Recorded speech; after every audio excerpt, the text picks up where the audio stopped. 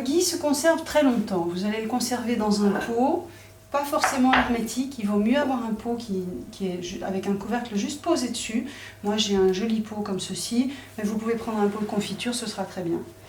Alors on a mis le beurre dans la casserole avec 3 clous de girofle et on attend à peu près, ça va durer à peu près 40 minutes. Ici on a 2 kg de beurre.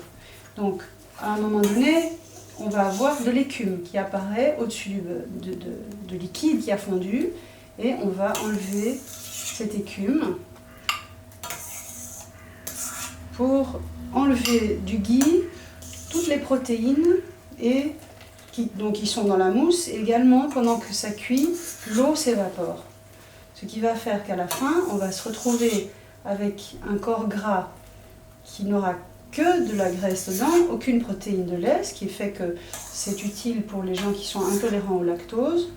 Et on va pouvoir utiliser ça comme corps de cuisson, corps gras pour la cuisson. Ce sera idéal parce que c'est un corps gras qui chauffe très bien déjà, on ne brûle pas à la cuisson. Et également, ça nettoie les tissus, ça nourrit les tissus, surtout... entre autres, le système nerveux bénéficie beaucoup du ghee. Ça purifie bien les tissus parce que ça pénètre très profondément, très finement dans les tissus. Et que dire d'autre? C'est bon pour le cholestérol, entre autres. Évidemment, on se dit le beurre c'est mauvais. Eh bien non, le ghee ça soigne le cholestérol et ça va être une aide excellente pour la santé. Voilà, on a enlevé un peu de mousse. Il en reste, le liquide n'est pas encore transparent. Il faudra attendre que le liquide soit complètement transparent pour avoir un ghee terminé. Voilà, donc on va attendre un petit peu.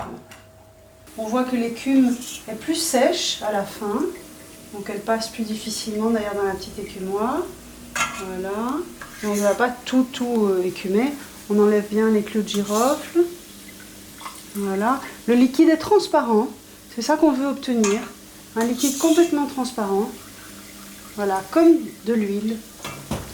Ok, ça on va mettre de côté, on pourra l'utiliser pendant 2 ou 3 jours pour agrémenter les plats. Et ce sont des protéines, bien sûr, des pures protéines. On a notre petit linge pour passer le ghee et on va prendre notre casserole et d'un geste sûr, hop, on va passer.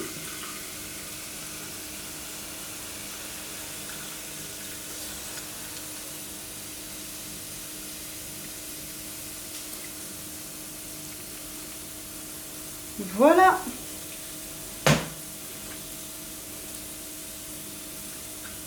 On a un petit reste dans le linge et notre ghee est prêt.